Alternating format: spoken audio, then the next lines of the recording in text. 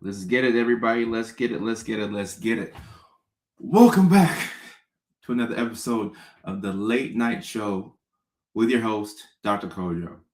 We're coming to you live tonight with a very exciting topic. We're going to be talking about three things that every person who has autism and ADHD should stop doing. Three things to quit. Three, the big three. The big three. I have three great talking points for y'all. And everything that I'm going to talk about in this live stream, I talked about it in tonight's YouTube video. So you can go on YouTube and you can catch this, but it's going to be cut and dry, straightforward, and that could be what you prefer. But if you're in this live stream, we're going to interact.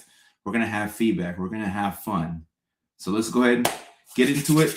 Use a comment section to let me know where you're checking in from. Let's get going. Ooh, Mickey Ficky. I had a great workout, so I know it's going to be a great live stream. I am so happy to see y'all. I feel good today. I feel grateful. Maybe the Addie's kicking in. I'm kidding. I took that way early in the day. Woo! Let's get it, baby. We have Ashleah checking in from Navarre, Florida. Ashleah, thank you for your support and thank you for your attention. Attention is the most valuable currency. So thank you so much, Ashleah. You're a new follower and you're the first one to this live stream. Ain't God good? Ain't God good? Look at that. Thank you so much for your attention. And I'm happy that you're following. Hopefully the content is relatable and hopefully you can learn something from it. Savage Clark, good to see you. Good to see you again. Shout out to my people on TikTok. Candy G, what's up? Aunt East is from Texas. Dog Trainer is from Baltimore, Maryland. So we have Baltimore in the house, Maryland in the house, Texas in the house. We also have Florida in the house as well. Texas in the house. Patrick, I appreciate your attention. Guys, Patrick checks in every live stream, and he has to wake up or maybe stay up to catch his live stream because it's 3:09 in London. It's 3 a.m. in London, England, and you're watching this live stream. Thank you very much. I appreciate you. I appreciate you. It's good to see all y'all in here. Mass Gamer, Sarah's checking in from Alabama. Okay. People checking in from all over. Mona from Maryland. Okay. Fulanaise her. Thank you so much. I appreciate that. Thank you so much. I really appreciate that. I appreciate that. Jody, I appreciate you. As of right now, we don't have any Louisville, Kentucky dates on the calendar, but I would love to see you in Nashville. Come through. The Nashville show is going to be May the 31st at the Zanies Lab. More than half of the tickets are gone, which is very exciting for me because we have a really good shot at selling out the show. And then maybe we can add a second show, but the tickets are going fast in Nashville. So I hope to see you all there. This is a good time to let you know that the tour actually starts in Houston, Texas on April the 26th. So we actually kick off in Houston. Then we go to Nashville. Then we go to Chicago. Then we go to New York City with more cities to be added. Christina, I'm having a great night. I'm having a fantastic night. Claire from Massachusetts, Missouri in the house, Florida in the house. None's going to ruin my day. Jody, can't wait to see you at the show in Tennessee. I need all my Neurospice people to show up. Mac, what's going on? Jacob, what's up? Latasha, love you too. I love you too.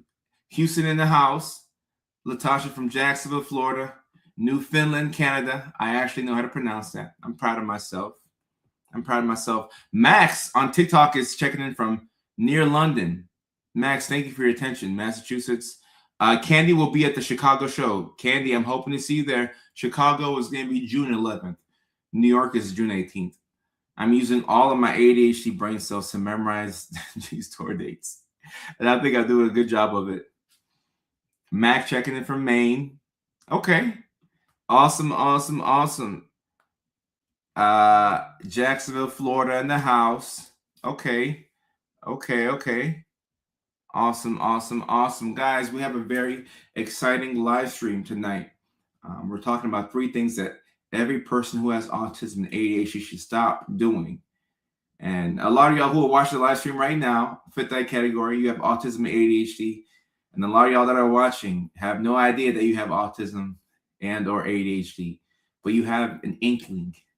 What a funny word, an inkling. You have something that makes you feel as if you're part of the neurospicy family. An inkling. Sometimes an inkling is enough. Sometimes it's enough. Ray checking in from Earth. That's what's up. No Canadian dates on the calendar, but I do like to go to Vancouver to try out new material. And I've heard that Alberta likes to laugh. So obviously people think of Toronto when they hear Canada, but I do plan on dropping in and doing a couple of secret sets in Vancouver and also in Alberta.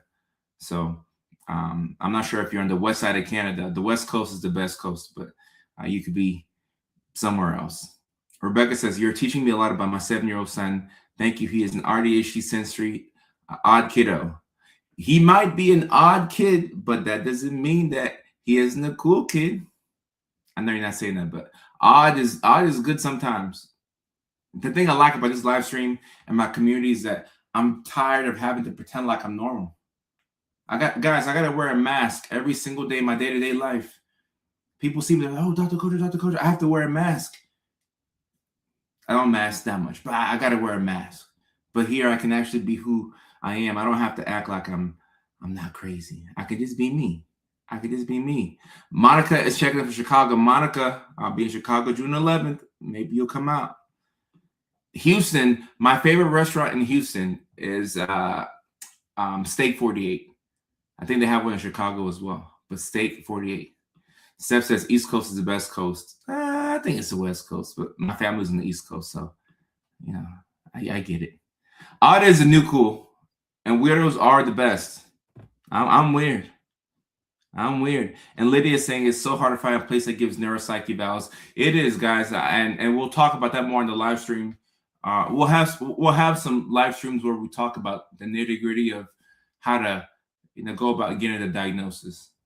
We will have live streams where we talk about that. And also we will have live streams where we talk about how to parent kids on the spectrum, kids who have ADHD.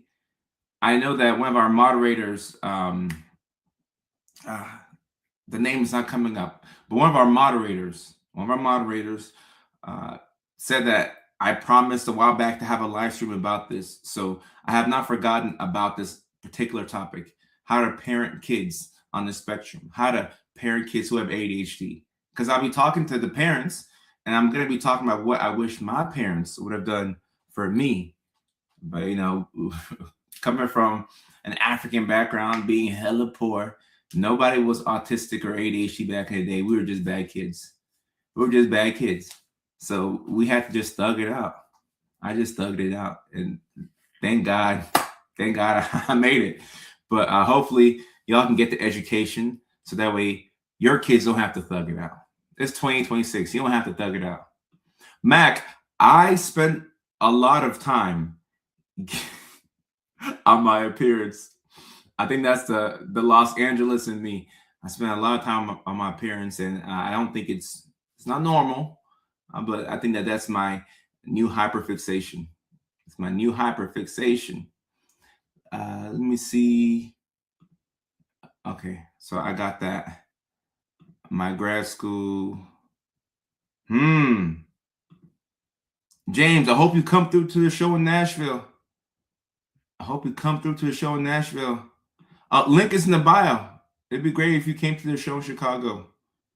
Okay. Pronouncing, I've never thought about this. Pronouncing AuDHD sounds like odd in high definition. Oh, Christina, you might be onto something. Odd in high definition. AuDHD. And look, there's a lot going on in Minneapolis. Just so much going on in Minneapolis. So I hope you all are staying safe out there. And when I can come to Minneapolis, I would love to come out there. I would love. Shiloh on TikTok. Thank you. Potato Cat on TikTok says, I paid $3,000 to get a diagnosis from a psychologist. Thank God for insurance. You paid $3,000. Is that after insurance or? But that's guys. That's kind of how these evaluations go. They are that expensive, which is why when somebody thinks that they have autism, one of the first questions that they get when they ask a professional is, "Would it make a difference to you if you actually had a legitimate diagnosis? Like, how much does it mean to you to pursue a legit diagnosis? How much does it mean? And if it means a lot, then go ahead and get the diagnosis." For some people, they're okay identifying with it. And guys, if you identify with autism and you do the things that an autistic person would do to help them get through this life, then you'll feel better. You're gonna do better. You're gonna do great. So you don't have to necessarily get the official diagnosis. You don't have to get it, but you can get it, especially if it means something to you. But yeah, they do tend to get a bit expensive. Now, Lavita says she paid $300 copay with BCBS in 2020. So one person paid $300, one person paid $3,000. Look at that. Look at that. One person paid $300, another person $3,000. Amanda paid $2,500 in Alberta, Canada, but was worth it to me and my kids. Now my 15-year-old tells everyone I gave her autism. Well, Amanda, is she lying? Amanda, is she lying? You kind of did. No, not kind of. You, if not you, then her dad gave her autism. Somebody gave her autism. She wasn't just walking around one day in Red Deer and then she became autistic. Somebody gave her autism, you or the father. So she's not wrong. She's not wrong. $2,500. Okay. Somebody TikTok says I paid $45. Oh, okay. Wow. Okay. So we do have some affordable prices in there. And actually, before I get into the 3 things that every AuDHDer should stop doing, if y'all don't mind, you don't have to share if you don't want to, but if y'all have received an official diagnosis and you care to share how much you paid, I'm a little curious. Just a little sidebar. I'm a little curious to see the spectrum of prices. We saw $300. We saw $45. We saw $3,000. We saw $2,500. Castellan says $1,200 on TikTok. $1,200 for a diagnosis. Military insurance, free. Okay. Shout out to my military people. Thank you for your service. Kelsey said free with state insurance. Kelsey, what state are you in that you got it for free? That's a good state. Somebody said $15 with my copay. Okay. Kelsey's in Minnesota. Guys, it's time to go to Minnesota. It's time to go to Minnesota. Sophia says $3,000. Respect. $25. $800. Okay. $1,200 was covered by insurance and was free, but initial diagnosis $1,200. Okay. That makes sense. I'm in Washington. Mine was free on the state. Shout out to Washington. And I hear that they have a pretty good program. I think the University of Washington in Seattle, I think they have an autism center over there. I'm not sure where you got yours, but free. Amazing. Christina said free with state insurance and Connecticut. Wow. Awesome. Virginia, $150. Australia, I got diagnosed this week at age 45. Well, congrats on the diagnosis. It cost 3,000 Australian dollars. Wow. Australia costs a lot of money now. Costs a lot of money. $15 copay in New Jersey. All right, so New Jersey is very affordable. For that, and for ADHD and autism diagnosis, $4,000 in Newfoundland, Canada. I think that's the highest price I've seen so far. And normally we associate Canada with, affordable healthcare, free healthcare, but this ain't free right here. This ain't free. Mickey, Ficky. It's not free. It's not free. Free. Got my assessment on the 2nd, England, and free, but 6-month wait. Yeah, that's the thing with England, I've heard, in the United Kingdom. It could be affordable / free, but you may have to wait for forever. But I mean, look, if the alternative is to pay $3,000-$4,000, I could wait me a couple of months. Sure, I could wait a couple of months. $5,000 for 2 kids to be diagnosed, California and Tennessee, autism, ADHD, OCD. And I just want to say before we get into the actual live stream, for ADHD, I don't know how other people do it. I only know how I do it. But for ADHD, okay, you can diagnose ADHD within a standard psychiatric evaluation, which, if you're not using insurance, shouldn't cost you more than $400 or $500. Now, if you're in California, okay, like those of us in California, everything's more expensive. So you could pay $800 to a child psychiatrist for a diagnosis. Yes, that's California. But by and large, you shouldn't pay more than $400 or $500 if you're paying it out of pocket. That's for ADHD and any mental health condition. It's just the autism part that requires more appointments, more assessments, and that's why it's pricey. But I hope y'all not paying thousands of dollars to get diagnosed with ADHD. I hope not. I hope not. It should be the neuropsych evaluation that, this is what costs. It shouldn't be a psychiatric evaluation from a psychiatrist or psychiatric mental health nurse practitioner. Don't let anybody rip you off now. Don't let anybody rip you off. This is not pee, it's Nello. I just want to point that out. And y'all like, we weren't even thinking that. Well, I was thinking that. $1,500 in Florida for my son's ADHD diagnosis.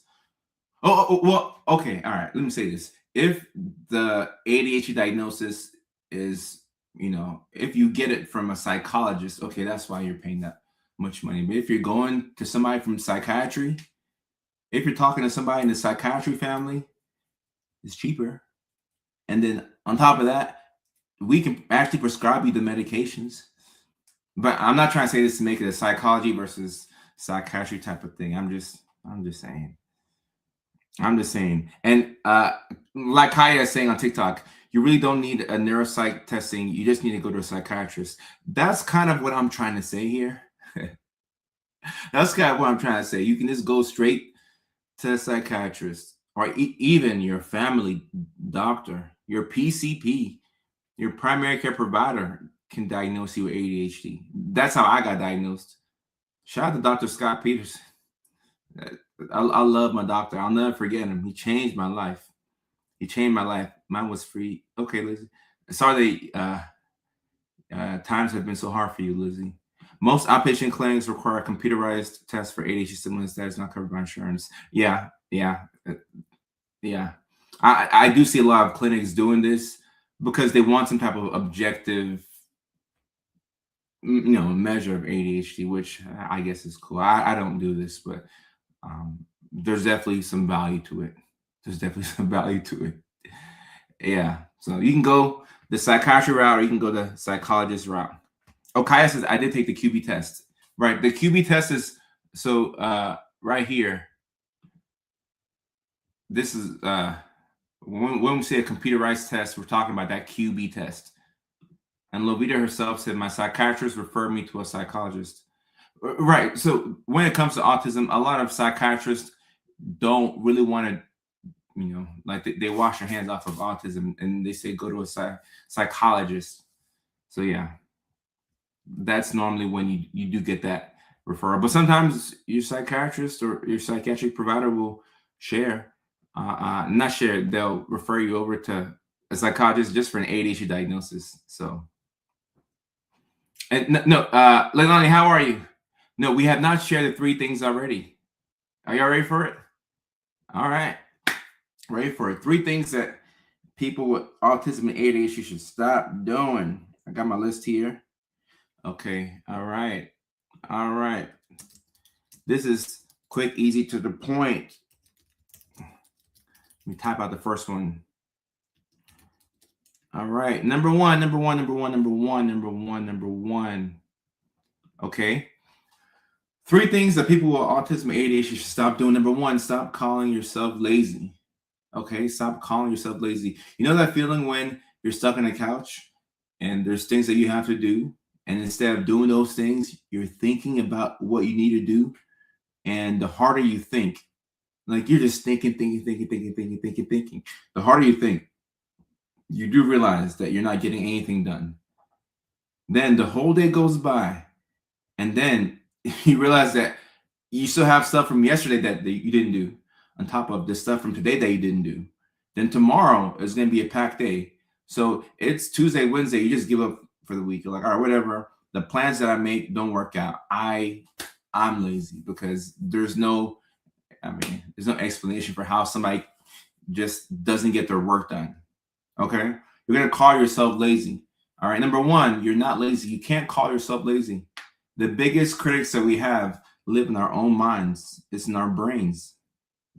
In between your ears, the person that's talking to you right here says so much negative stuff, and it's not fair to yourself. You're not lazy. What is actually happening is that you're dealing with something that we call executive dysfunction. Okay, so you have ADHD and autism, and it's hard for you to get things done. It's hard for you to start things. Then when you start, it's hard for you to see them through. And then even if you see that thing through and you do complete one task, it's hard for you to shift from one task to the next. It's just how it is. You get out the shower, you lay in your towel for 30 minutes, maybe even an hour, because it just takes effort to put clothes on. You get done with work. You hang in the car for another 20 minutes, 20, 30 minutes, doom scrolling on social media, because to go from the car to the house, it just takes so much energy. And you start to call yourself lazy. You're not lazy. You're just dealing with executive dysfunction, okay? And also, you could be dealing with functional freeze where you're just tired. Some people aren't lazy. You're just tired. You're tired. Is this too much all at once and you're overwhelmed? You deal with sensory overload. Is this too loud? Is too bright? Is this too much? People are everywhere. People are in your face. People are talking. Is this too much? So you're not lazy, okay? You can't call yourself lazy. I mean, you can, but what's the point of that? It's not going to help you out. You have to talk to yourself like your own biggest cheerleader. Watching Kojo Live instead of chores. You have to. That's what I do, guys. I did it today, and I'm not gonna lie. I felt a little silly doing it because it just like I'm a grown man, and I'm talking to myself in the mirror, telling myself, "You're doing a good job, Kojo. I'm proud of you. You're doing a marvelous job. You're doing an amazing job." Because I had a task that I was avoiding. And actually, that's why I'm late to this live stream. I'm an hour late to this live stream because I had a task that I had put off for like almost 7 weeks. I'm like, Kojo, why is it taking me so long? This stuff has not been difficult. So I had to psych myself up to get a chore done. Like that's how life is with us. We have to sing songs. We have to jump up and down. I have to tell myself, "You're safe, Kojo. You're safe." I have to hype myself up to get things done. It's a lot better than calling yourself lazy, because you're not lazy. You just need a system. You have to find a system to get things done. And Rachel says, "Can't manage this without medication." Rachel, you can, but you're gonna have a heck of a time. It's gonna be harder, okay? And I made a video. I posted it on TikTok. At least it's on TikTok. We have to bring it over to Facebook. But I said that the most helpful thing that I have done for my ADHD has been to take medications. And it's not the hack that people really want to hear, because people want something that they can do at home, that you can psych yourself out, or medications. Taking the medications. If you've been prescribed medications, take the medications. And like I said in the video, don't be taking Adderall for the love of the game. And if you do, don't tell me. Like, I can't hear you. I can't hear you. I can't hear you. But if you prescribed it, guys, the medications, I mean, if there's any downside to it, it turns your autism into, Super Saiyan autism, because the ADHD meds really, they bring out your autism if you have both.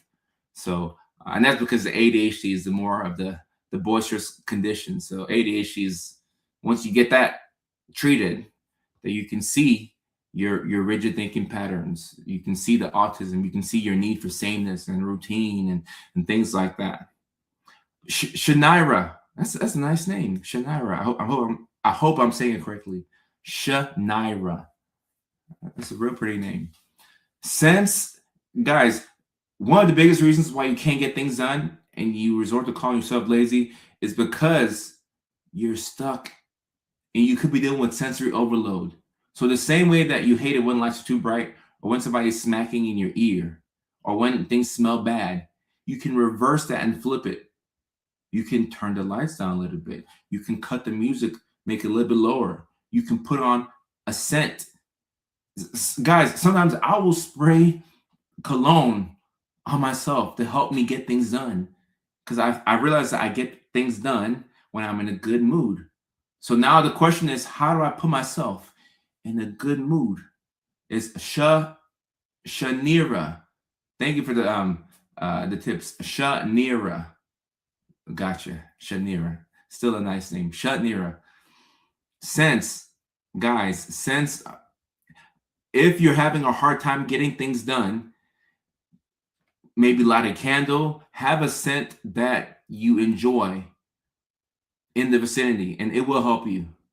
I mean, at least it helps me. It helps me. But see, I'm very particular. Like, I can't do Febreze. Like, when I smell Febreze, it's like, oh, somebody farted and you try to spray some Febreze. But some cologne or a candle, I could do a candle. I can really do a nice candle. A nice candle. I hate not feeling myself. Used to take a prescription for anxiety. Yeah. And guys, I will say this about the medications. Meds can come with side effects, and I know that the meds aren't for everybody.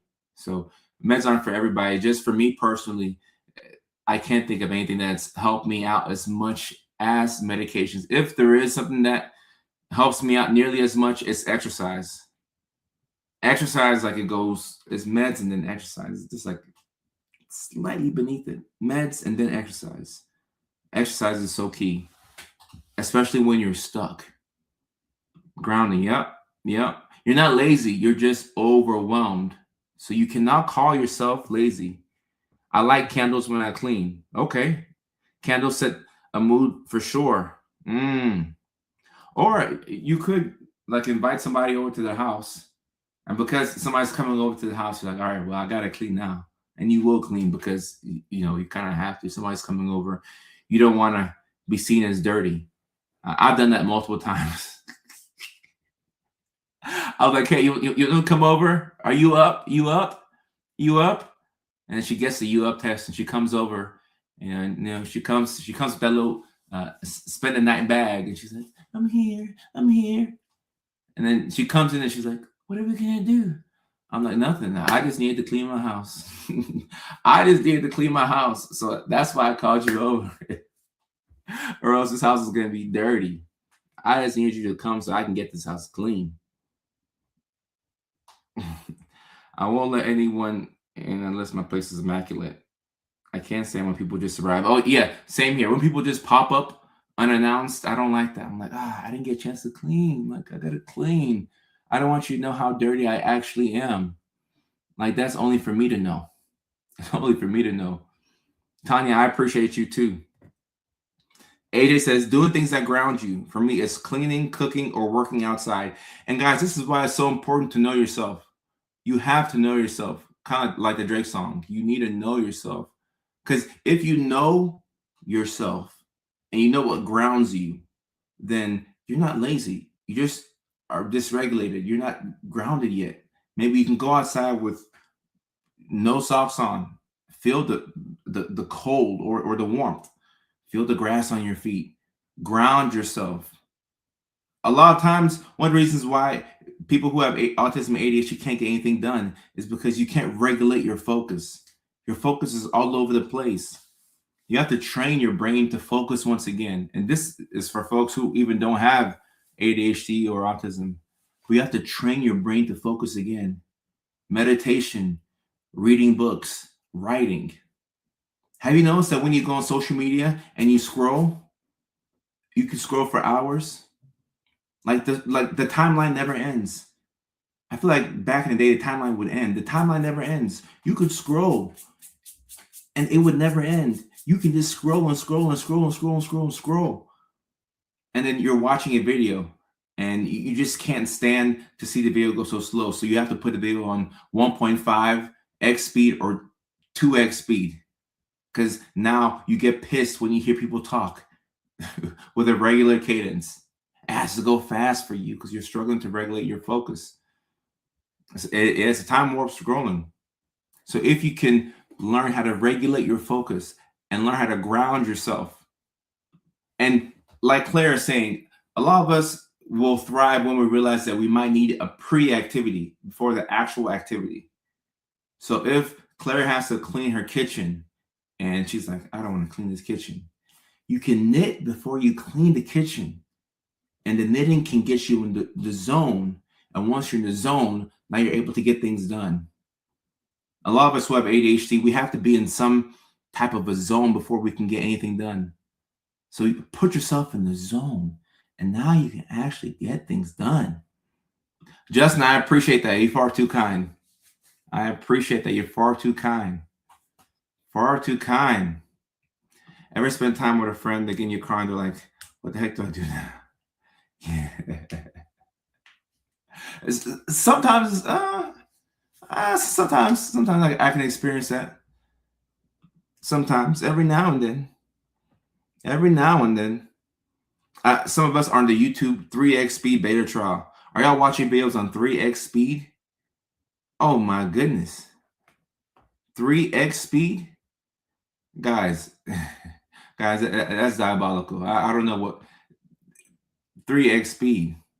And joy to the world. I can't see your messages on YouTube. I see them, but they come fast. They come fast. 3x speed is diabolical. Like 2x, like I can get down with that, but 3x speed, guys, all right. That's too much. All right. Oh. This second one right here is a banger.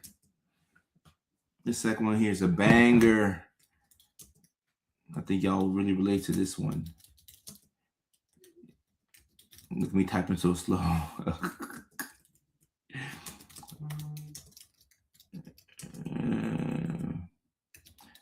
Stop forcing yourself to push through when you're tired and overwhelmed.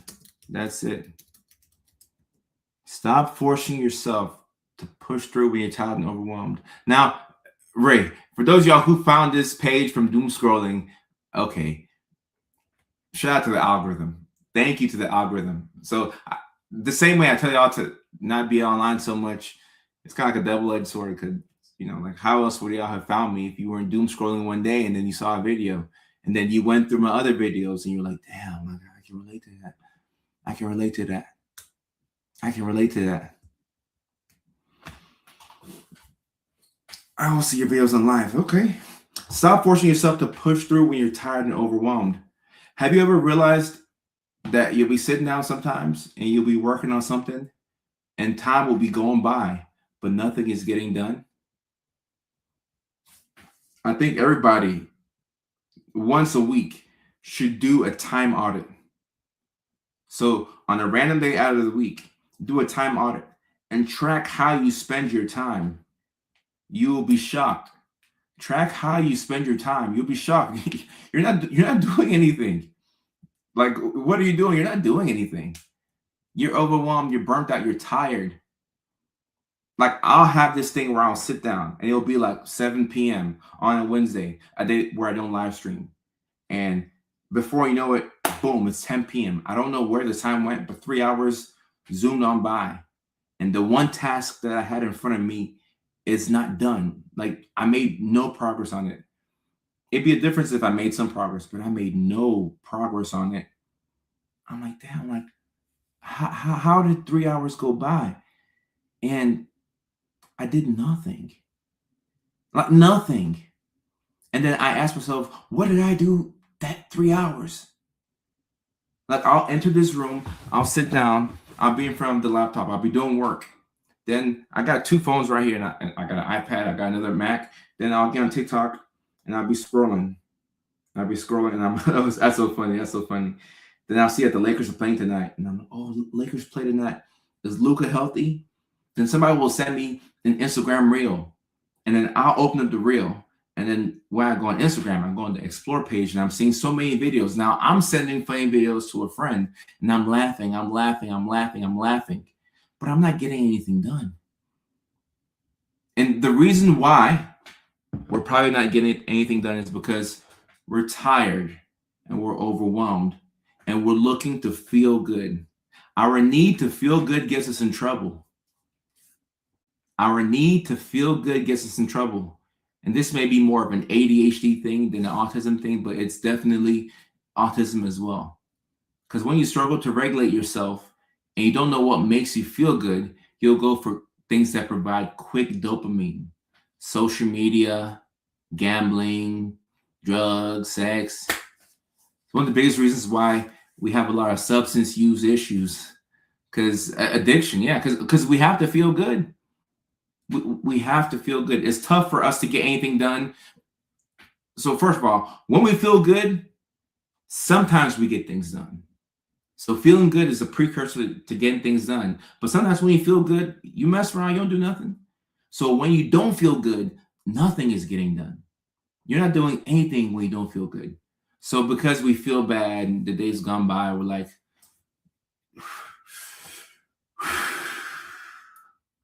or get you a little bit of wine. And then you tell yourself that you're doing this because you had a long day. So you get some wine and some brownies. What I found for me is the thing that I'm addicted to, it can't be in the house. Like, I can't go buy Biscoff cookies because I'll tell myself I'll eat just one. Now I'll go back, I'll get more. I'm like, all right, if this thing is tempting, I got to keep it out of the house. I got to keep it out of the house because it won't work for me. This thing is very addicting. We have to stop forcing ourselves to push through when we're tired and overwhelmed. Sometimes the best thing that you can do is to take a nap or just call it a night. When you're struggling to get things done, and it's 6, 7, 8, anytime after 6 p.m., you're working on something, you're trying to get something done, and nothing is happening. The best thing that you can do is prepare for bed. Let's try it again in the morning. Because you will spend 5 hours going by and nothing is done. Stop trying to push through when you're tired and overwhelmed. Stop trying to push through. Rest will, and like someone on TikTok is saying, rest will take over if you don't take over it. Facts. Damn it, how can you bring up Biscoff cookies? Look, those Biscoff cookies, man, gotta be careful with those. And somebody says, how about corn addiction? I hope y'all know what I'm talking about when I say corn on the cob. So I mean, corn addiction it's a real thing. Like back in my day, you had to go to the adult store and get DVDs and magazines. Now you can get access to explicit images just off of your phone. We live in a society where you can get everything fast. I can DoorDash something and be here in 20 minutes. You can pull up corn on your phone. What's going on now, guys? Right now, there's a fight that's going on. There's a battle. There's a battle that's being waged on us. I'm not going to get too conspiracy theory here, but there's a battle that's being waged on us, and they want our attention. It's your attention. Because if you pay attention to something and you focus on something, that's where your energy goes. But there's so many things that are competing for our attention nowadays. You got life, you got work, you got school, you got kids, you got aging parents, you got cousins, you got social media, you got TikTok, you got Facebook, you got Instagram, you got YouTube, you have movies, you have Netflix, you have Hulu, you have Amazon Prime, you have Apple TV. There's so much that's competing for our attention. It's just hard to focus. It's hard to focus. Our brains are just pooped at the end of the day. Your brain's just done for, and you're trying to get things done. No, you're just tired. The best thing that you can do is to call it a night. especially for kids, I'm just so happy I didn't grow up in this era today. Like, I did not need an iPhone when I was coming up. I already had bad ADHD. I was raw dogging ADHD. I had no meds. I just had punishment. That's all I had. I did not need an iPhone. It would have been the worst thing you could have given me. It would have been the worst thing you could have given me. Brittany, I'm trying to do what I wish I had as a kid. I'm trying to do what I wish I had as a kid. See, I didn't have these tips. There was no Dr. Kojo to help me out when I was a kid. But luckily, I didn't have all this stimuli. It's just too hard to focus nowadays. That's why folks who don't have ADHD think that they have ADHD, because it's just so hard to focus. And like I said, reading and writing, reading especially will help you train your focus. Because when you read, you have to focus on the page. You ever read a page and then you go back and you reread it because you didn't pick up anything? Like, I'll reread a page 3 times. I'm like, dang it. Like, what am I doing? Like, I'm looking at the page, but my brain is somewhere else. We're so distracted. We're so distracted. Now, Shanira. What's worse is when you're wide awake in the dark and your brain's going. So earlier when I said the best thing you can do sometimes is to get some sleep, well, now that brings me to the issue of sleep. I believe that at least 90 to 95% of people with ADHD and autism have insomnia or some type of sleep disorder. If it's not insomnia, it's hypersomnia, where you sleep too much, you keep up in the morning. You're either sleeping too much or you're not getting enough sleep. So even to go to sleep is difficult because your brain is racing. Guys. And Beep Beep on TikTok, what a name, by the way, Beep Beep. Beep Beep has maybe the comment of the day. Beep Beep says, learning to have a healthy relationship with sleep will take you far. Man, it just, anything I've learned about being in my 30s, you gotta get some sleep. You know that feeling you get after you've had 8 hours of sleep and you wake up and then there's color outside and you look at all that's right with the world and somebody pisses you off and they cut you off in traffic. You're like, it's fine. It's fine. They've had a hard life because you had 8 hours of sleep. 8 hours of sleep. The answer is sleep, guys. The answer is get sleep. Get sleep. Get sleep. I know some people, what's his name? Christian McCaffrey, ran back for the 49ers. He cuts off his Wi-Fi every night at 10 p.m. Maybe he knows something that we don't know. I think he has a switch that he can hit. Wi-Fi goes off at 10 p.m. Now you can scroll on your phone, but you don't have the best signal. Now because your phone's going slow, let's just go to bed. You need a bedtime. Remember when your parents forced you to go to bed at night as a kid and you were pissed? You're like, when I become an adult, I'm going to stay up all night. And then you stayed up all night and then you saw how bad you felt. You're like, damn. All right, I'm going to get some sleep. Now I'm going to get some sleep. We've got to get some sleep. But you have to allow yourself to not, give yourself the grace to stop when you're overwhelmed. Don't try and push through the shutdown. And one of the reasons why we try and push through the shutdown is because in the past, when you were overwhelmed and you pushed through, it worked out for you. Because it's a last second thing. You got to get the assignment done. The discussion post is due at 11:59 and it's 11:01. So you just found a way to get the work done because you had to. Okay. If that's the case, yes, do the discussion post because you have less than an hour. And if you don't get it in, your grade is going to suffer. So yes, in that case, do that. But we have to train our brains to not want to push through when we are overwhelmed. I really struggle with this. I have to remind myself. I'm like, all right, Kojo. All right. It's enough. Let's call it a night. It's enough. Let's call it a night. And somebody on TikTok says, I've been sitting in front of my computer for 2 hours and haven't opened it. That's exactly what I'm talking about. You're sitting in front of your computer for 2 hours and then you haven't opened it. And this is when the negative self-talk starts to take over. You tell yourself things like you're lazy, which is number one. You got to stop calling yourself lazy. But you have to know that you work in a very peculiar way. So somebody said they like to knit. I have to cut on music before I get stuff done. Like I have to blast Young Jeezy and T.I. And not just any record. I have to blast music from when I was a kid. From over 20 years ago, I have to blast that music to put me in a good mood. And then when I'm in a good mood, I can trick myself to get the work done. So now I know I'm like, all right, okay, I got to trick myself because I'm at war with my brain. My brain doesn't want me to win, it seems. You don't want me to win. You want me to sit here and be stuck and not get my stuff done. Nah, I'm trying to win. I am trying to win. And here's what I'll say about cannabis and sleep. It's an excellent way to help yourself get to sleep in the beginning, but then you can develop tolerance on it, dependency, and you don't get restful sleep with cannabis as you would with other sleep aids or naturally.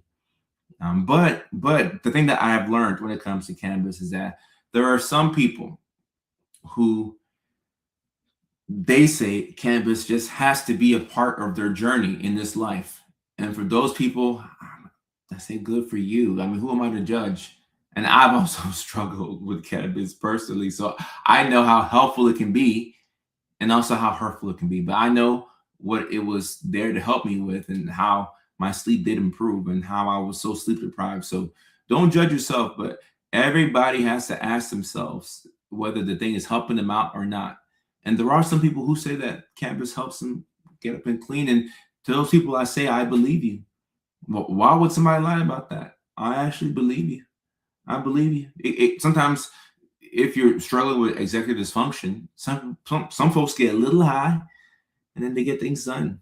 So there's no judging, but you just have to ask yourself: is it helping? Is it not helping? Is it helping? Is it not helping? You got to ask yourself. I listen to yo. I have never heard this before. I listened to a police scanner app. Love me some Indianapolis Metro Police. Yo, I've never heard this. Wow. Wow. 90s female rappers to keep it going. Okay. Some Lil Kim, some Lauryn Hill to get the vibes right. Guys, this stuff works. This stuff works. This stuff works. Anytime, Derek. I listen. All right, police scanner apps. I may have to download me a police scanner app. Very interesting. Police scanner app. Wow. Remarkable. Remarkable. Now, my third talking point right here. And to recap, the first one is stop calling yourself lazy. Number two is stop forcing yourself to push through when you're tired and overwhelmed. And number three, stop copying people, especially if they are neurotypical. All right. So the advice that they give neurotypical people is not advice for you. So when they say, "Oh, go buy a planner. Just plan out your day and everything will be fine." That's not for you, because when you plan out your day in the nighttime, then you wake up in the morning and you don't feel like doing it, you won't do it. You can list the order in which you should do tasks the very next day, but then you wake up and then the ADHD is like, no, I don't want to do this. So we have to find a different way. You can't copy what other people do, because other people are able to wake up and just do what they're supposed to do, and that's fine. But if you think that you can just wake up and do what you're supposed to do and you listen to that advice, then you're going to think that you're lazy and you're incapable. No, you just have to have a system for yourself. You might have to wake up in the morning and play some Lil Kim and twerk or something and then get your work done. You have to psych yourself into feeling like it, because the problem is you don't feel like it. That's the problem. I don't feel like it. I don't want to do it because I don't feel like it. Just because you don't feel like it. Somebody will ask you, How come you didn't do this? You planned to do this today. I didn't feel like it. It sounds like a very kid answer. You tell kids to do something. No, I don't want to. I don't feel like it. That's how it is with us. We don't feel like it. So instead of hating yourself because you don't feel like it, how can you trick yourself into feeling like it? This is an unlock. Like once I realized this, I'm like, oh my goodness. Oh my goodness. All this work I've been procrastinating is because I don't feel like it. Yeah, Shanira, exactly. Twerk to work. If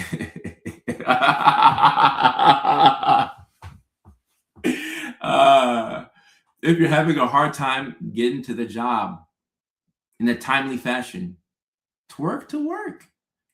Twerk to Nah. I'm not a twerker, so I ain't gonna be. Not me. I ain't twerking at work. I might do a little, two step or a little jig. I ain't twerking, but if the shoe fits, twerk to work. I mean, if I get hella late, maybe I should. Maybe I have to try twerking to work, but something. The issue is you don't feel like it. How do you make yourself feel like it? How do you make yourself feel like it? I like collecting planners, all 75 of them have the first week done. They should make this a question for the ADHD assessment. Bring in all your planners. If you have if you have a complete first week that's loaded with things to do and where to be and what's priority, but then the second week is not filled in, and you have many planners like this, yeah, yeah, you're one of us. Yep, yep, yep. The amount of planners I bought because I saw them in the TikTok. See, this is why you can't copy other people, because they'll tell you to go buy another planner. You don't need another planner. You just have to find a way to feel like it. You have to find a way to feel like it. It's going to be very difficult for you to do anything without feeling like it. That's the unlock. That's what I wish I knew back in the day. That I get things done when I feel like it. When I don't feel like it, I don't. So now, how can I make myself feel like it? And then when you learn that, then the next question is, what's the most linear path from where I am right now to feeling like it? Because I gotta feel like it. I gotta feel like it. I buy cute journals that end up thinking they're too cute to mess. Plus, you didn't feel like it. That's why you didn't use it, because you didn't feel like it. A timer works too. A timer works too. Timer works too. Well, I'm a little ashamed to admit this, but what I would do when I'm trying to work at night is sometimes I would take a special gummy, and then that'll be my timer. I'm like, all right, Coach, we have about 35 minutes to get this done. If you don't get it done in 35 minutes, you're cooked. Little game I will play myself. Not the best thing. I mean, I'm not recommending it to you. I'm just saying I'll play this little game, and then at the 35-minute mark, the special gummy hits, and now I'm incapacitated. I can't do anything because special gummy hit. So it's kind of like setting a timer, but with a timer you can snooze. So I told myself, all right, well, you can't like snooze a special gummy. Like once the gummy hit, the gummy is hit. Nothing you can do. Oh yeah, yes, a special gummy. Once it's hit, it's hit. Yeah, I mean, before you know it, you're up and you're laughing, you're dancing because the gummy is hit. Uh, it's look. A healthier example would be taking your sedative. Yes, so taking your prescribed trazodone is probably a healthier example. For the kids at home. I don't want kids to be using special gummies to help them get to sleep. But taking your prescribed trazodone or whatever you take to help you sleep, your Benadryl or whatever, your melatonin, that's another way to do this, because you will get sleepy. Oh, Sophia, I like this. Starting a task right before I have an appointment, so I have to get it done fast. I like this. I like this. I like this. See, this is why this community needs to be a thing. I would set timers to change tasks, even if I wasn't finished with the previous one, and then set a timer to, oh, I like this. I like this. I set timers to get things done, but I never thought about like stopping the task once the time is up. Because just as hard as it is to start, stopping is very difficult too. Have you ever tried to stop something that you were into or something that you had some momentum with? It's very difficult to stop. It's so hard to stop. Starting a task before an appointment. Yeah, I think that's an excellent idea.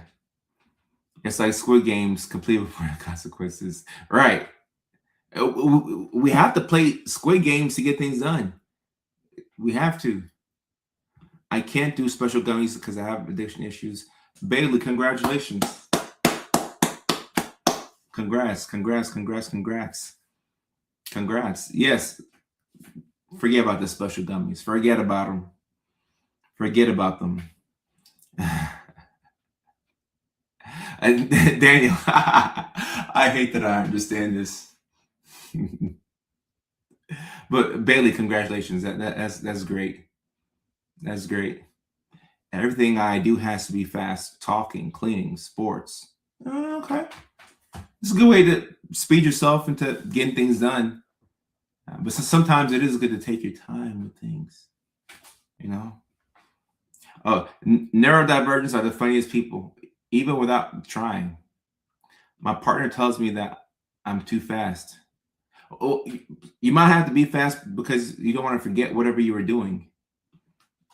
That might be why you have the need to be fast. Let's see. There's no special task. Let me see who asked that question. Olivia Ray.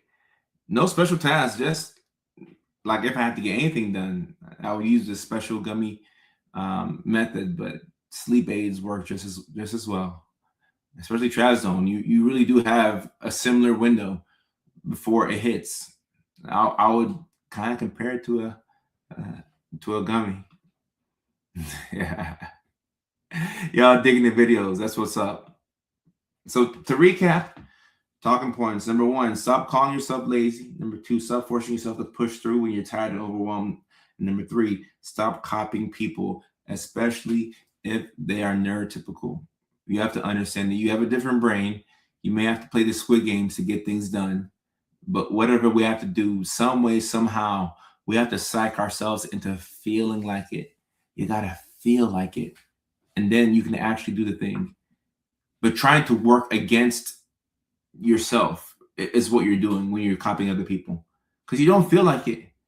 You don't feel like it. So you won't do it. It's all about feeling the state that you're in. You have to put yourself in a good mood. Which is another reason why it's very important to create boundaries, mental boundaries for what you entertain. Love the Squid Games callback. I appreciate you. I like it, Kat.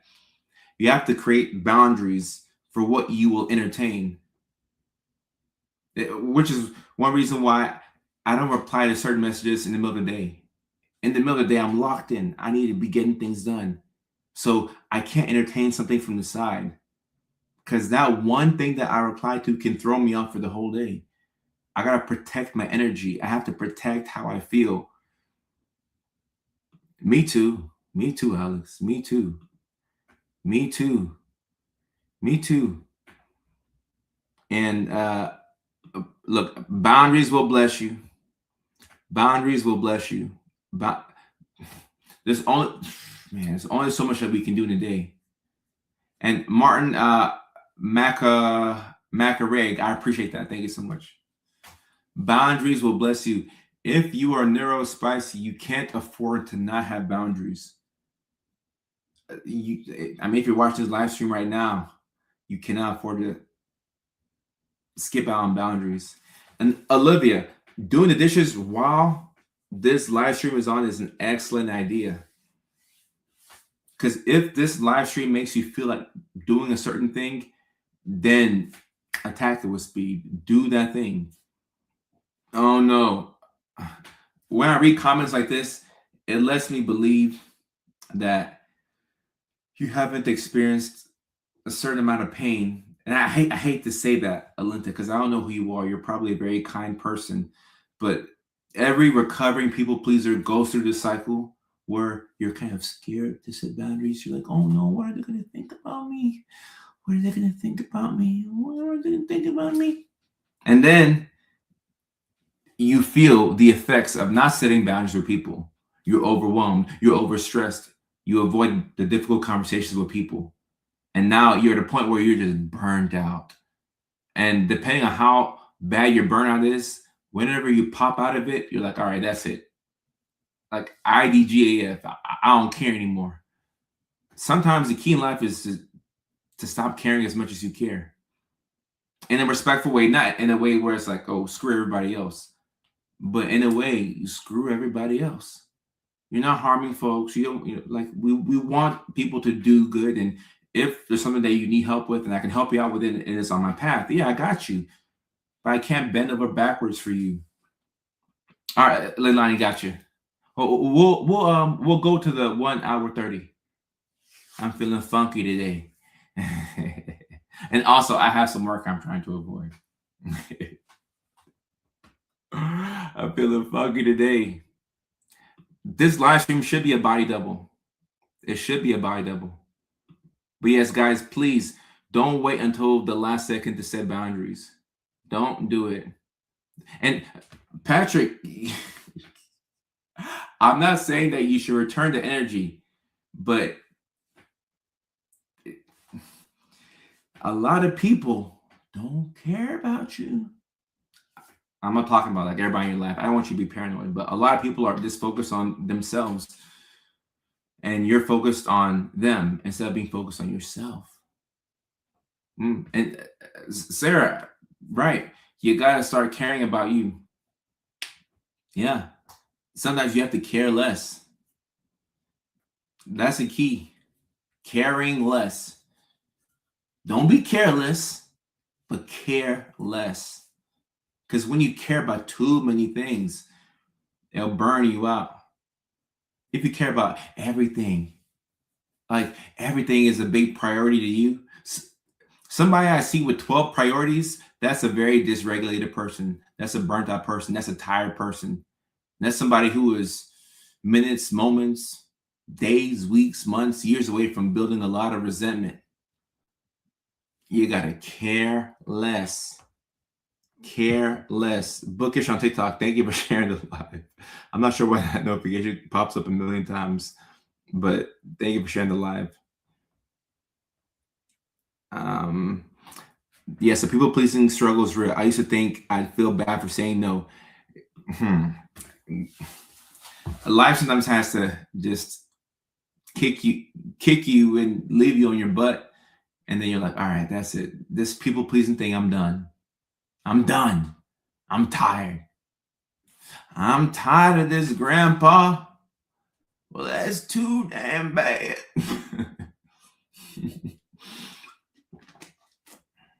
Right. Don't be careless, but care less. Care less. I am an angel that has come to bless your YouTube timeline. Bear Knox. There's a song by a rapper called Rocco. I'm not sure if y'all know Rocco.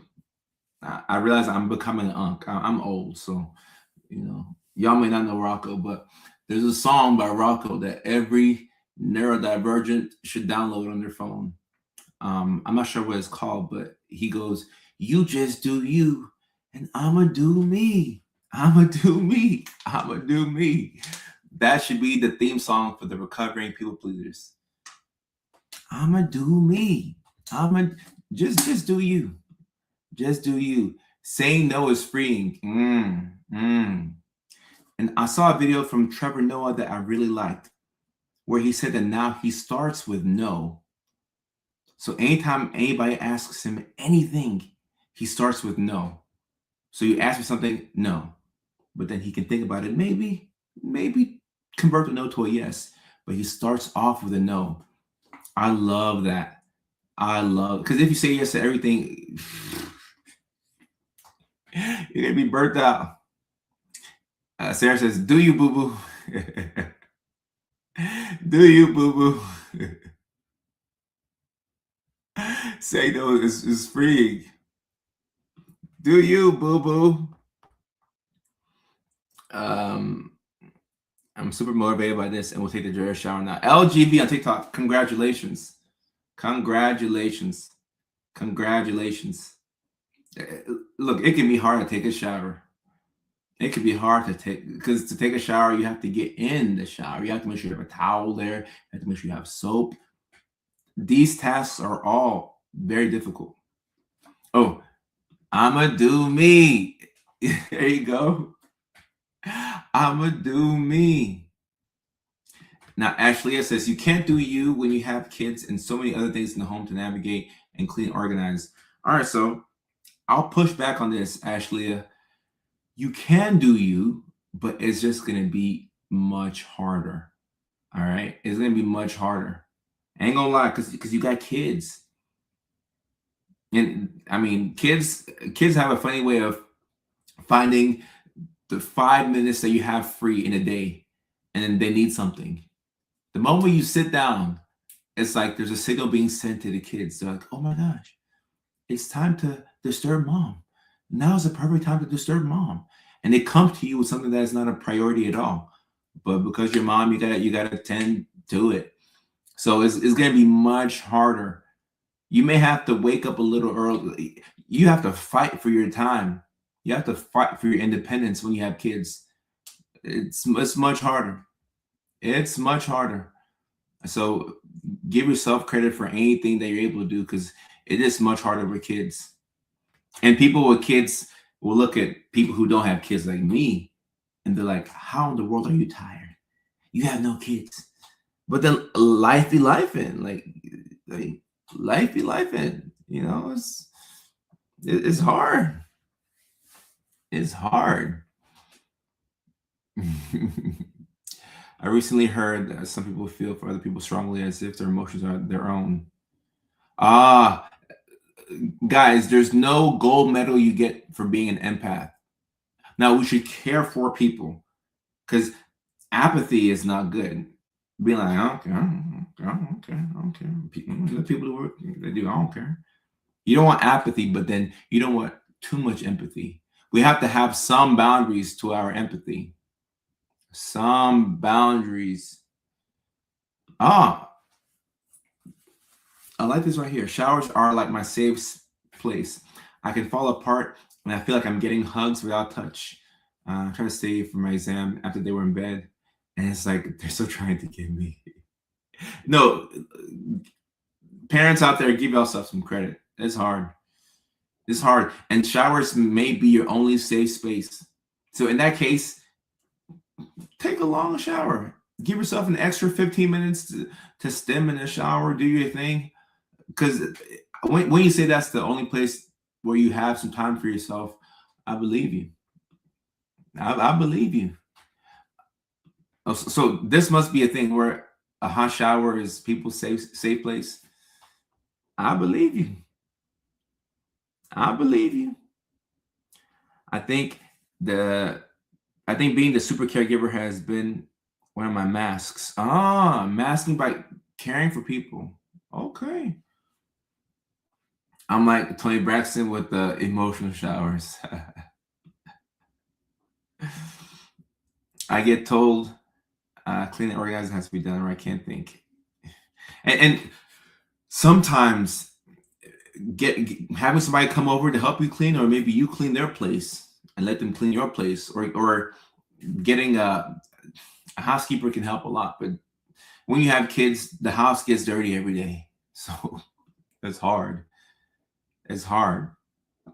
And yeah, we are also in the Q&A portion of the live stream, so I should mention that Q&A. You just do you, and I'ma do me. What's it like being a doctor? Cool, I guess. I guess. The Q&A portion. We always carry the weight of the world on our shoulders. We do, but we have to be there for ourselves. We got to be there for ourselves. I set a time for me time. My kids know at 8 p.m., 9 p.m. is my time. Oh, Amanda, I like this right here. I like this. The kids know that 9 p.m. is your you time. Raise 4 kids, 2 AuDHD, 2 ADHD as a single mom. Need to have a break time scheduled. Amanda, how did you do it? You raised 4 kids, 2 with autism and ADHD and 2 with ADHD as a single mom? Wow.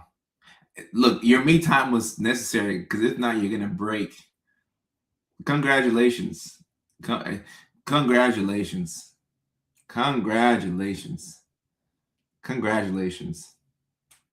I FaceTime friends to buy double. Oh, see, we have to gamify things. We have to turn things into a game. This is an outstanding way to get things done. FaceTime somebody, now you're buy doubling. Yep. Or say that they're coming over. Mm-hmm.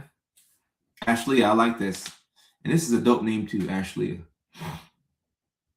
Kids get diagnosed and they realize, guys, the ADHD and autism, it comes from somewhere. Anissa, thank you for the super chat. I appreciate you. What is the most rewarding thing you love about your career?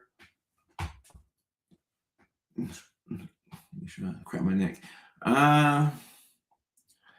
One of my, it's not so much a fear now, but one of my biggest fears growing up was always being forgotten.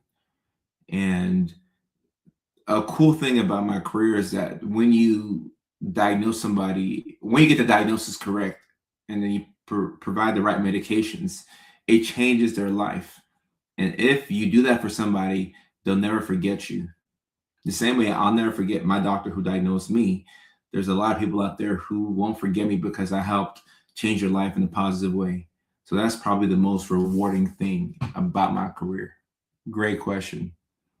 Great question. So ketamine treatment off label, I think is a great, great thing to look into, especially if you're dealing with a lot of depression that's not going anywhere. And I know that I won't be able to keep up with the DMs. So I'm answering the question right here. I got too many DMs I haven't even looked at. But whenever I'm flying on planes, I do scroll through the DMs. What combinations can AuDHD adults receive at work? That's a great question. I'm not entirely sure. I think it depends on type of work you do.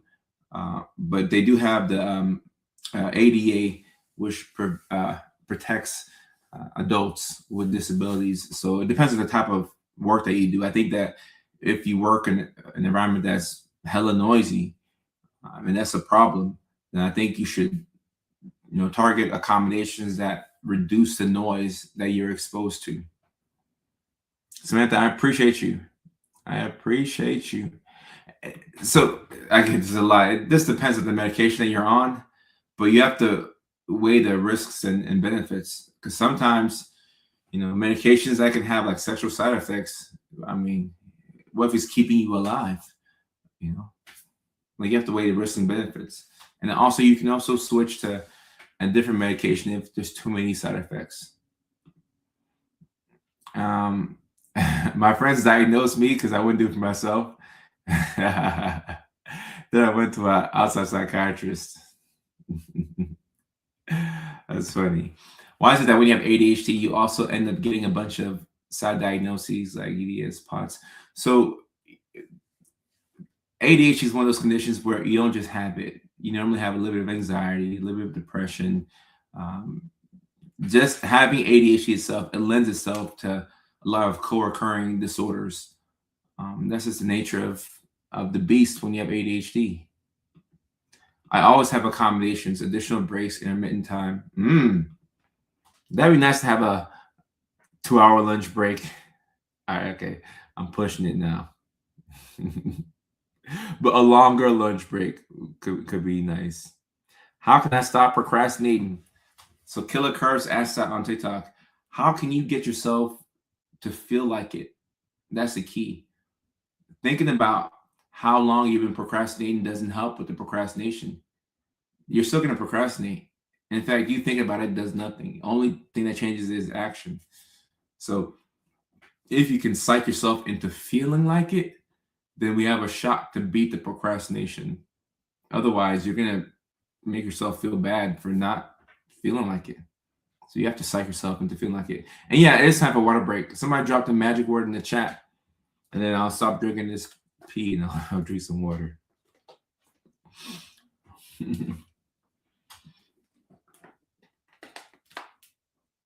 Loud and overstimulating. I like this. I find one thing to get excited about the thing I'm not wanting to do. I like this. Because you got to find something. You got to find something. Big cheers. Big cheers. Time to get some water and time for us to pause and drink some water. We're probably dehydrated and overstimulated. So let's go help out.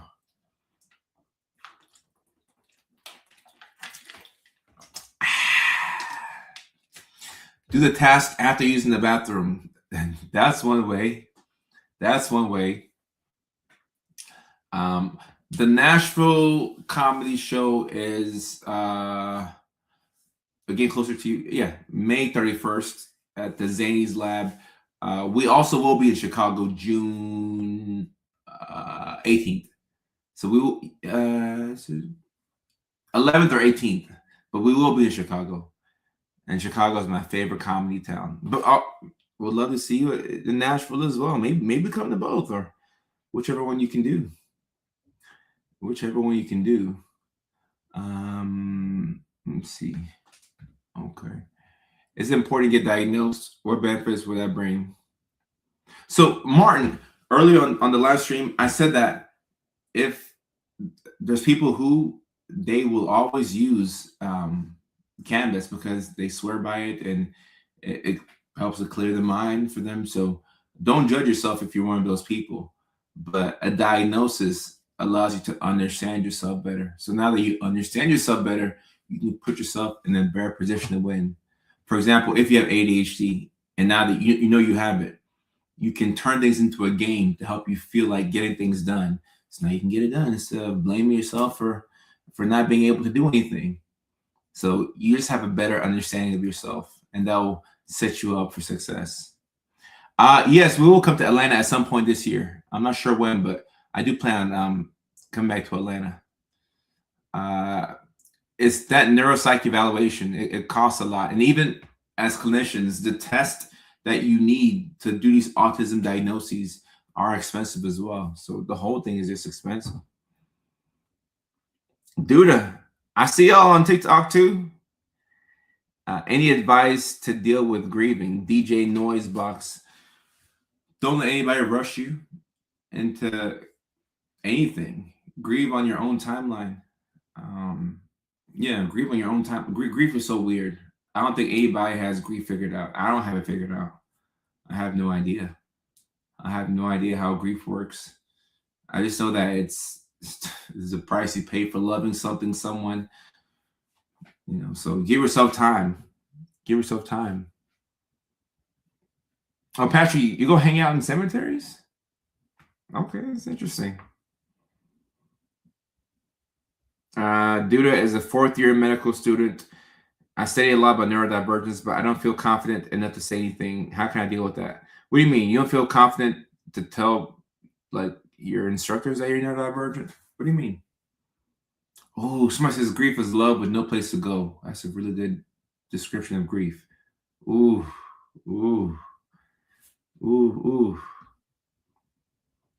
I don't feel. Oh, you don't feel confident about yourself? Dude, so a lot of times when we lack confidence, it's because we haven't done a certain thing enough. So, I mean, if it's, you being a fourth-year medical student, the things that you don't feel confident in, probably you have to repeat them a little bit more. And the parts of yourself that you don't feel as confident in, you probably haven't put it out that often. Maybe you were neurodivergent and you've been masking, so people haven't seen the real you. So now you're nervous because you've been showing them a different version of yourself. So whenever you do put yourself out there, you're a little bit afraid. You're like, damn, what if I put myself out there and they don't like me? So put yourself out there. Put yourself out there. Cannot ADHD people use ADHD meds for improved results? So I mean, clinically, sometimes when people are depressed and the depression medications aren't working, they'll be prescribed a stimulant, or if you have narcolepsy. But I would say that in general, the average person who takes ADHD medications, they do become more productive. Like, yes, you will become more productive, but if you haven't been assessed by a medical professional, then you could have some type of underlying condition that could be made worse by the ADHD meds. Like, let's say you have a lot of manic episodes, you have bipolar disorder, and you take your friend's Adderall, it could push you into a manic episode. So obviously, go to your doctor first and, make sure they can check you out. I've never met Dr. Daniel Amen. Never met him.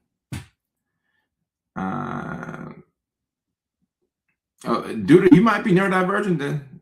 It sounds like it. Great question right here. Intrigued Mama. I'm struggling to navigate dating and understanding emotion, doubting feeling real. So I wonder what you mean by the doubting feeling real, but dating is very difficult. Yeah, I'd say it's fairly difficult for those of us who are neurodivergent. And understanding emotion is tough because do you understand how you feel yourself? And I know a lot of people have just quit dating. I see it in the comments all the time. People are like, you know what? I'm done dating because it's just so much. So understanding yourself is one thing, and it's difficult. But understanding other people, yeah, it can be tough. So take your time. Don't let anybody make you do anything that you don't want to do when it comes to dating. Whether it's holding hands or going somewhere, go at your own pace. And if that's super slow, that's fine. But I think dating is difficult in general.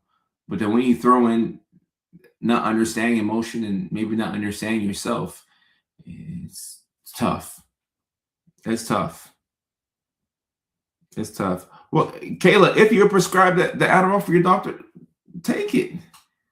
Why are you scared to take it? I mean, if you're prescribed it, take it.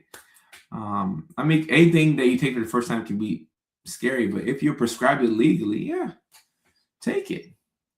Take it. It's a huge risk, but I live for relationship building. Dating is so annoying. The dopamine hit from the honeymoon is great. Yeah. Sounds very ADHD, Ashley.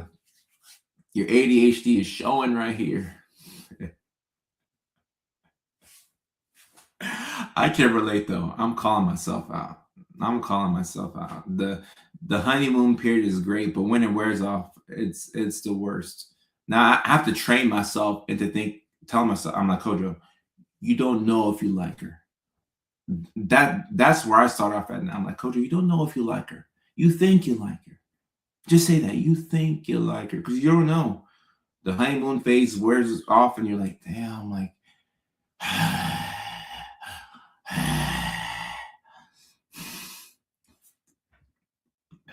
and yeah, if the person doesn't understand ADHD and or autism, look, if you've been dating somebody or you're married to them and they don't understand neurodivergence, don't up and leave and say, I gotta divorce you because you don't get me. Like, all right, you made a commitment in front of God and the government, and take your time. Like, just take your time and work things out if you can. Now, if you're just now getting to meet somebody and you're learning about yourself, and I hunch over a lot. If you're just now getting to, meeting somebody and it's in the early stages, perhaps let's say you're in the honeymoon phase and the person has a desire to not learn about you. Like, you tell them, hey, I think I think I'm on the spectrum. Like I think I got ADHD. I think I have autism. I'm about to go get assessed, and they don't care. They're like, whatever. Like, yeah, everybody has ADHD. All right, if you're in the beginning stages of a new potential thing, yeah, nah, cut them off, quick.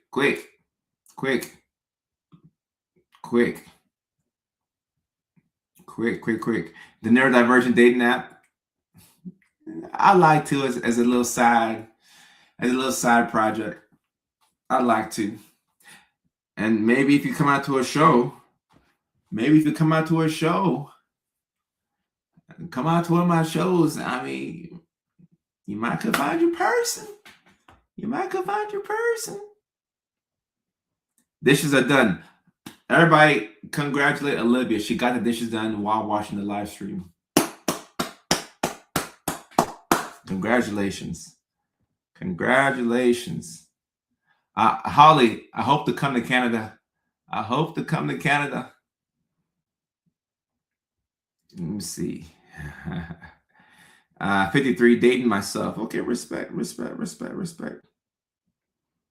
Oh, somebody says, best tips to succeed in office workplace. I find it hard to play office politics. Just agree with everybody. Add a couple of 2 cents in, like banter is a skill that you kind of have to learn. I don't know if it comes naturally to some of us, but learn a couple of things here and there. And whenever you can exit out of a conversation that you don't want to be in, get out of it. Like, get out. Olivia, congratulations on getting the dishes done. Congrats. As you can see, the community is very supportive. Congratulations. Yes, the Nashville show was May 31st. The link is in the bio for all of the shows. We may have to add Kansas City to the list. I like Kansas City. I like the food over there. We may have to add Vegas to the list as well. D's your first time here. Okay, what's up, D? But it can be tough having small talk. I'm drained just thinking about it. Like having to agree with people and talk about the weather. It sucks. We've never been to Detroit for a show. I've been to Detroit multiple times, but I've never been to Detroit for a show. Hopefully I can come out there eventually. Watch the show The Office. Connecticut, please. We will be in New York City. It's not Connecticut, but we'll be in New York City June 11th, and the 18th is Chicago. The 18th is Chicago. How do you combat the insomnia? Well, you get violently high. I'm kidding. Sleep routine. I had to go to my psychiatrist and get prescribed medication to help me sleep. So my trazodone is very important. I couldn't sleep. I couldn't sleep. Any dates in the Southwest? Southwest.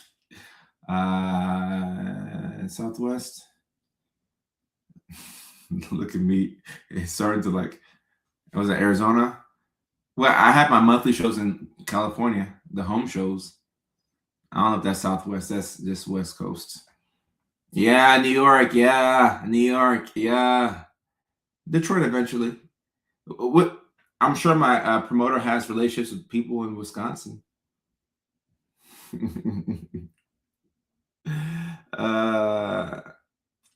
Is it true that? Let me see. Is it true that people who do not have autism, ADHD wouldn't sit there and think, I wonder if I have it? I'm not sure. What people think. I'm not sure. Oh, New York is overstimulated, but like that's the beauty of New York City. That's the beauty. I love New York City. And Leilani, we're getting to that 30-minute mark. 10 more and then I'm out because I do have to do some stuff tonight. So 10 more minutes and I'm out. We're working on the show in Seattle. I think Seattle is the next date that we're trying to add. So we're trying to add. I know Washington is bigger than Seattle, but like you have Spokane on the other side, but we're looking to add a date in Seattle. Upstate New York, you can come down to New York City. You can come to New York City. Chelsea, you joined years ago. I'm not sure if I remember you, but which live stream was this, Chelsea? I have so many of them. I have ADHD and a couple signs of autism. I wouldn't remember. Well, I appreciate your attention, Chelsea. ADHD and autism. Any advice? Get to know yourself. Know how these things affect you, and as you know yourself, you can set up a system that'll help you get things done. We don't have any Florida dates yet, but ooh, that was a good crack. Ooh, that was a good crack. Ooh, y'all hear that? Ooh, cracking my back. Ooh, my goodness, that felt so good. It felt as good as it sounded, guys. Oof, felt so good. The Funny Bone in Albany. Okay, I'm gonna have to come out there to the Funny Bone. We're not accepting new patients at the moment. Maybe when I'm not on tour.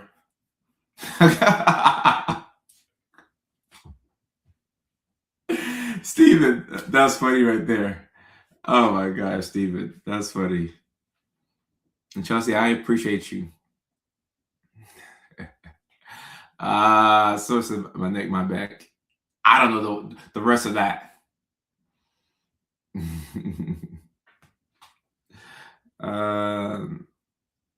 We'll start my ADHD meds in the morning. Kind of nervous but excited. I'm excited for you. It's exciting.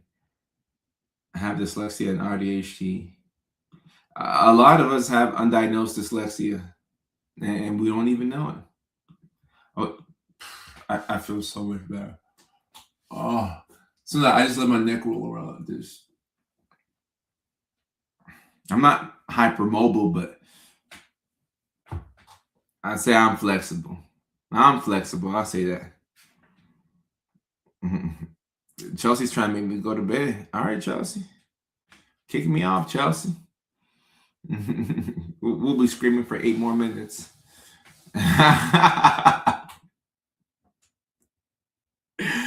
Somebody who just came into the live stream with no context was like, what are they talking about? I cracked my back. What are some good jobs for people with AuDHD? Ooh, jobs where you get to talk to people. Therapist, anything in the medical profession, bartender, NASCAR driver, anything that's very exciting. Ideally, you need something that is a bit of a challenge. So that way you have a problem to solve. I feel like we have to be solving something at all times. A job that is hard, not something that's too difficult to where it shuts you down, but a hard that you like. All right? A hard that you like. That's what you should be looking at when you're looking for jobs. Look, exercise. I'm happy that you were a woman asking this question. I really am, because heavy lift. Now, when I say heavy, guys, I'm not talking about you have to go out there and bench 225 as a lady. Now, if you can bench, you're great. But heavy lifting is mandatory for everybody. Heavy lifting is mandatory for everybody. One of the best predictors of longevity in life is people who have increased muscle mass. So not just for the guys, but for the women as well. Heavy lifting is and exercise is the best thing that you can do for ADHD. It's one of the best things. Exercise and ADHD almost mandatory. Like if you have ADHD and you're not exercising, you're doing yourself a disservice. My ADHD is so much better managed now that I love the gym. I go to the gym 5, 6 times a week. You don't have to do all that, but at least 2 to 3 times a week if you can. I know you got kids and you're busy, but 2 or 3 times a week, if not just jogging, a brisk walk, as if somebody's talking to your crush. You gotta move the body. You have to move. The mental health benefits of exercise, I think, is almost better than the physical benefits. Obviously, you want to, like how you look naked, so that way you can, flex in the mirror, talk to yourself, and pretty important. But the mental health benefits of exercising, so, oh my gosh, if you have ADHD, you need to exercise. My favorite running shoes, I have some Nikes, just typical Nikes, and sometimes I put a little Dr. Scholl's in there. You got 807-pound leg press? Golly, Matt. All right then. All right then. How do you approach non-binary clients? The same way I approach other clients. I treat them with respect. Now, if there are issues related to them being non-binary that I don't know about, I'll go and educate myself on those things. Yeah, and exercise, guys. Exercise is so important. It's so important. You gotta exercise. Joel, I appreciate you. Your meds are working if you're able to get things done. If you can get things done and you feel like you can regulate your focus a little bit better, it means that your meds are working. That's a good sign. Martin, I'm not sure. I think it just depends on the person, especially if you're diagnosed later in life. Sometimes it's hard to accept it if you've been diagnosed past 35, because then you get to thinking about, the regret and the pain, and then you're like, why didn't my parents pick up on this? And it's tough.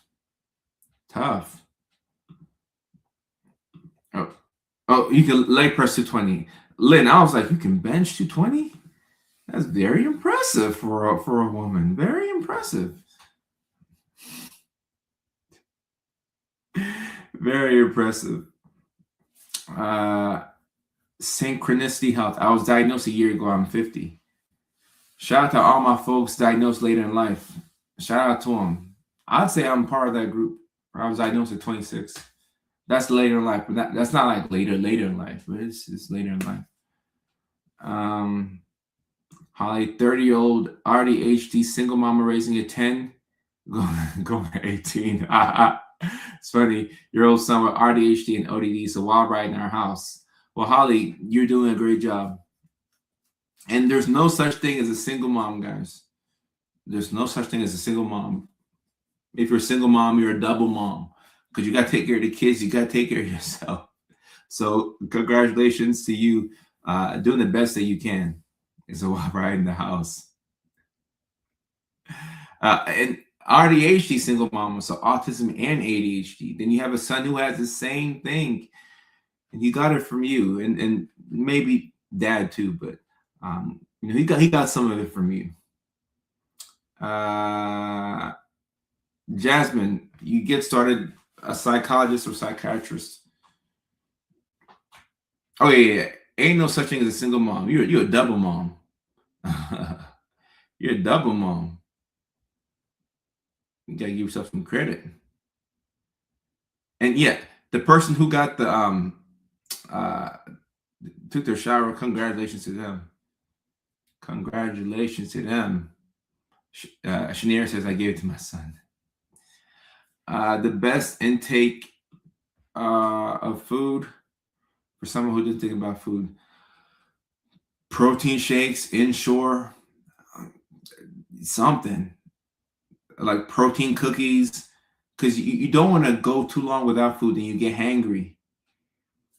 But sometimes some people just don't have that much food noise, so keeping snacks on you can be very helpful. Those protein snacks, the protein, the bars, the Ensure. When I first started taking medications, I was doing this because I wouldn't have the meds knocked out my drive to eat. So I had to really, like lock in and fixate on, being mindful of eating. Yeah, great job to all the double moms out there. There's no such thing as a single mom. There's only double moms. Shout out to all the double moms out there. My partner's an AuDHD, I swear. No problem. I appreciate you. No problem. I appreciate y'all. I appreciate y'all. Shout out to all the double moms out there. Holly, you're doing a good job. You're doing a good job. All right, so we've arrived at the end of the live stream. But before I end, I want to say, Chelsea, I have a couple of songs, and I want to get back into making more music. I got a couple of songs on Apple Music. Dr. Kojo got to go back in the studio. It's about time for another album. It's about time for another album, Chelsea. It's about time for another album. PTSD videos. I got y'all. Another double mom right here. Ooh, your photo kind of scared me. I got a little scared. You scared me a little bit. Don't eat until you realize that you're starving. You have a 4-year-old and a 2-year-old. Okay, thank you for doing the best that you can, Savannah. That photo kind of scared me. I was like, ooh. Holly, no problem. I appreciate you. Thank you so much for those kind words. Thank you so much. But it's been a while since I made some music. I gotta hop back in the stew. I'm just gonna drop a surprise project. That's how to do it. That's how to do it. Just drop a surprise project. But yeah, now it's a good time to talk about the tour. Oh yeah. Dr. Kojo on Apple Music, but man, I gotta get some new music. I gotta get some new music because that's 4 years ago. So gotta make something new for the community. But for those of y'all who are in the cities Houston, Nashville, Chicago, New York, we will be going on tour, the comedy tour, the big Neurodivergent Comedy World Tour. And I'm calling it a world tour because we do plan on going international. We're going to add in international dates eventually. But we're kicking things off in Houston, Texas on the 26th of April. Houston, Texas at the All Jokes Aside Comedy Club. It's going to be a great time. I'm coming with my friends from California, and they are also neurospicy. I'm not sure if I have any normal friends, but they're also neurospicy as well. So it's going to be amazing for y'all to take in their energy and see how the show comes together. I'm so excited for it. I'm so excited for it. So Houston, Texas is going to be amazing. It's going to be an amazing way to kick off the tour. So Houston, Texas on April the 26th, that's how we kick off the tour. Houston is a very special city to me, so I can't wait to kick it off in Houston. The next month, we're going to be in Nashville, Tennessee at the Zany's Lab. That's May the 31st. So in the title right here, I say, come see me in Nashville, May the 31st. Nashville is this is my homecoming show. I grew up in Nashville, Tennessee. I grew up in Section 8 housing, Nashville, Tennessee, Herman Street. I went to Taylor Stratton Elementary School, Kings Lane Elementary. So Nashville is home for me. So the Nashville show is going to be a very, very special one. That's May the 31st. And over half of the tickets for that show have been sold. So tickets are moving fast in Nashville and in Houston, obviously, because those are the first two cities that I announced. So Nashville, Tennessee, May the 31st. Someone says, do a Dougie in your next video. I'll do a Dougie right now. Nashville, Tennessee, May 31st. Then the very next month is June. We're going to be in New York City on the 11th of June. So June the 11th is the New York date. And I see somebody asked, I see people are saying Canada. We'll come to Canada eventually. And I do a couple of pop-up shows in Vancouver. So if you're on the west side of Canada, hopefully you can see me. But the dates for New York City, June 11th.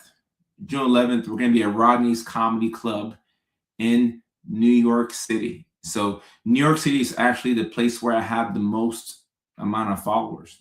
because I checked the analytics and it says in New York City. I mean, there's a lot of people in New York, so that could be why. But we have our biggest, congregation of neurospicy folks in New York City. So that's June 11th, June 11th, June 11th.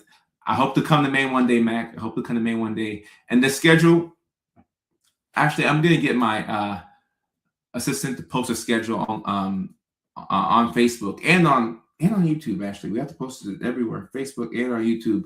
So we're gonna post a schedule, but we will be adding more dates. We will add more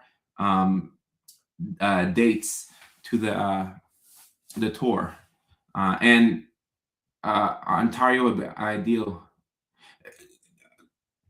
Holly, you would fly.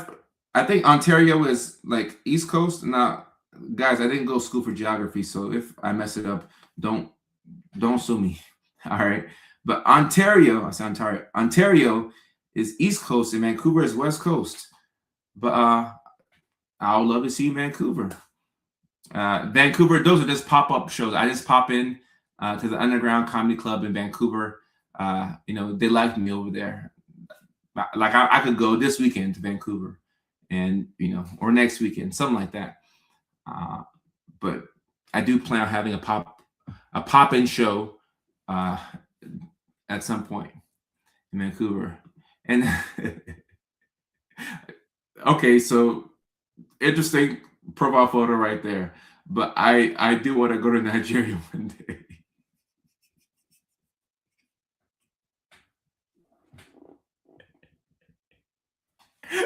Why does he have a photo of Diddy? Oh my gosh. Why do you have a photo of Diddy? That's crazy. But yeah, I'd love to come to Nigeria one day. No, Vancouver is pretty. Okay. Well, I'll let y'all know when I go to Vancouver. I'm honored for you to come from Ontario to Vancouver. Oh, Holly, you would be my favorite person. Facts. I'd be honored. Yes, I also want to go to Switzerland. I want to go to all these places. Mac, I want to go. Yes. Yeah, I want to go to Switzerland. Yeah, the answer is yeah. I want to go to all these places. All these places. Synchronicity says, will you be in California at all? So we do monthly shows monthly shows in California at the Fourth Wall Comedy Club in Hollywood. That's my home club. So that's 5220 Hollywood Boulevard. And we do the monthly shows in California every month. So that gives a chance. I give my home people a chance to see me in Los Angeles. I'm not sure. We may take a break from doing the monthly shows as we start to add up all these dates, because the traveling back and forth, logistically can be kind of tricky. But yes, as of right now, we are doing the monthly shows in California. Yes. Holly, please come to Vancouver. Like I would love to go to Vancouver. Vancouver is I heard people describe it as a Canadian version of LA. And I agree. I love it. And Harley, we're looking to add Seattle soon. So Seattle is the next city that more than likely we're going to add. So Seattle is what we have on our list to add. So I'm looking to add Seattle very soon. And Yasmin on TikTok says it's a 5-hour flight from Toronto to Vancouver. Dang. Well, like I said, Holly, if you make, I appreciate that. There was there's this one woman, Sarah. She drove from Chattanooga to Atlanta, Georgia for my first headlining show 2 years ago, and she had both of my books. I was so overwhelmed with emotion. I was like, wow. She had the first book that I published on my own, You Already Won, then Feeling Good. I said, man, thank you so much. She drove from Chattanooga to Atlanta, Georgia. That's cool. I appreciated that. And it's 2 years later. I'm still talking about her because I'll never forget. Because after the show, we do a meet and greet. And she was like, oh, I drove from Chattanooga. I'm like, yo, you drove from Chattanooga, Tennessee? Mac, I've never been to Maine. I'd love to come to Maine. And Harley, yes, I'll let you know about the Seattle show. I'll let you know. I'll let you know. Go to Prague. We're gonna make it out to Europe. We're gonna make it out to Europe. And Kate Lord, I appreciate you. I appreciate you. All right, so that will be the end of the live stream. Like I said, the link to the comedy tour is going to be in the bio, but I'm going to get a graphic where we put all this together. Actually, let my assistant know. Hey, John, let's put together a graphic similar to the one that you made for the tour earlier. I'm going to give you a photo, and then we can make a graphic with all the dates that we have right now, the 4 dates that we have, and we'll add more later on. But let's get that, see if we can get that going tonight. Yeah. So link in the bio is going to have the information for the comedy dates. And Leilani, I wish I do have to hop off. My brother played for Calgary in the CFL. Okay, so you know a thing or two about the West Coast in Canada. That's what's up, Holly. I appreciate you. No, if you come at these live streams, if you come from Ontario to Vancouver, no, like I appreciate you. And I'll call you out during the show. I'll say this woman flew from the other side of Canada over here. Hey, do they have comedy clubs over there, Mac? Do they? I mean, if they got a comedy club in the Dominican, I'm down. I'm down.